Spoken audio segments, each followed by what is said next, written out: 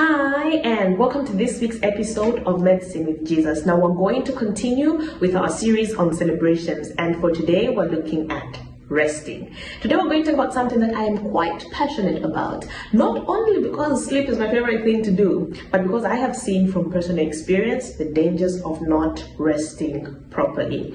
A friend of mine actually says, he has this quote, but I'm going to paraphrase it. When you preach a sermon from scripture, you preach a powerful sermon. When you preach a sermon from personal experience, you preach a touching sermon. But when scripture meets personal experience, then you preach a living sermon. And today, that's what I want to share with you. I'm not going to bore you with the facts, I'm not going to bore you with information and statistics and stuff, but today I'm going to tell you a story.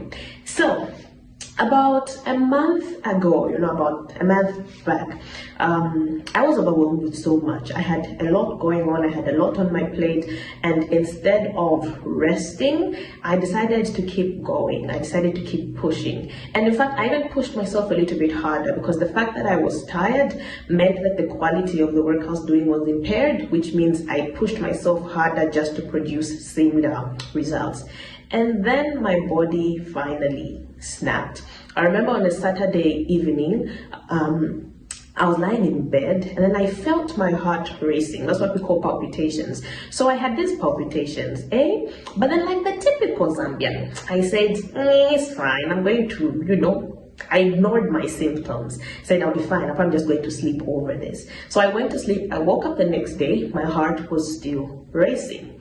I went to the market because I wanted to buy something, and then while I was there, I felt, I can't even explain. So the thing is, when my heart started racing, then I would have difficulties breathing. So now my heart is racing and I feel like I can't properly breathe. So I'm like gasping for air. I nearly collapsed at the market, but then I managed to reach my friend's place and I rested for a bit there, then got home, and my heart felt like it was about to jump out of my chest. By Sunday afternoon, I was not fine. I decided to go to the hospital. They did some tests, they did their whole searching thing, and they said results would be out the next day. So Monday, I tried to go to the hospital on my own. On my way there, the problem starts again. My heart is racing, then I cannot breathe. I stop by the roadside and call a friend to come pick me up, and then he takes me over to the hospital. When I reach there, I just feel like my whole body is giving up on me.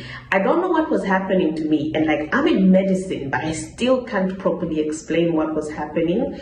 And then I felt for a few minutes, actually, I felt locked in my body. So my hands got paralyzed, my legs got paralyzed, and I couldn't move. I was very scared. There are doctors running up and down and they're doing all their things. They're checking my oxygen, and then they're like talking, no, her oxygen is dropping. Let's try to give her oxygen through nasal prongs. And then I'm there, I'm like, is it that bad? In my mind, I'm like, is it that bad? But then I can hear them panic. And then that's scaring me more, which is making my heart race more, which is making my breathing even worse. After a couple of resuscitation, my body finally settles down. They go do some other tests, and later I come back home. But because I was not fully fine, I went to a different hospital to go get a second opinion, and there they confirmed that I was having what we call arrhythmias, which means an abnormal heart rhythm. There was something going on with my heart. I got on meds and I was put on rest for about a week. So I didn't have school for that whole week, and eventually that's how I came to recover. I remember though when I was talking to this certain doctor, giving him all these results, like when I took my results to a senior doctor, I gave him my results, I gave him all the tests, everything appears normal, except for this thing that's showing that my heart is racing. What is going on? Then he asked me a question, how's school? And then I snapped and I cried and I complained about everything that was going on. And then that's when I actually got that week off after I spoke to that senior doctor.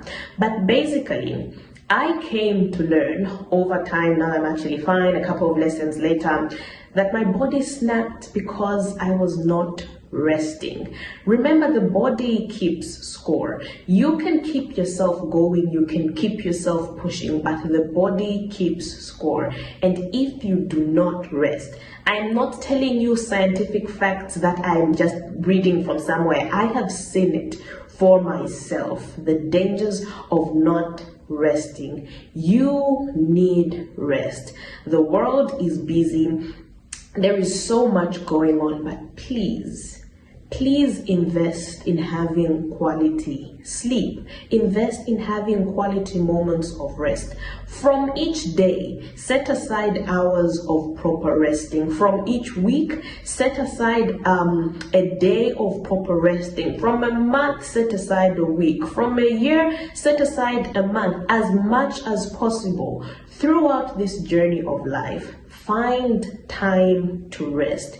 You must prioritize your rest because your body needs it. This is what Jesus said in Mark chapter 6 verse 31. And he said to them, "Come aside by yourselves to a deserted place and rest a while." The context of this verse is that after Jesus had sent out the disciples to go preach, they came back and he told them, "Look, let's go to a deserted place. You need to rest." The Maker knows how important rest is. You cannot argue with the one who made you. If he prioritized rest, you must prioritize rest. The body keeps score. If you do not rest, it's going to snap. As Medicine with Jesus, we just want to remind you, prioritize rest because you need it. That was Medicine with Jesus for the week, and till next time, bye-bye.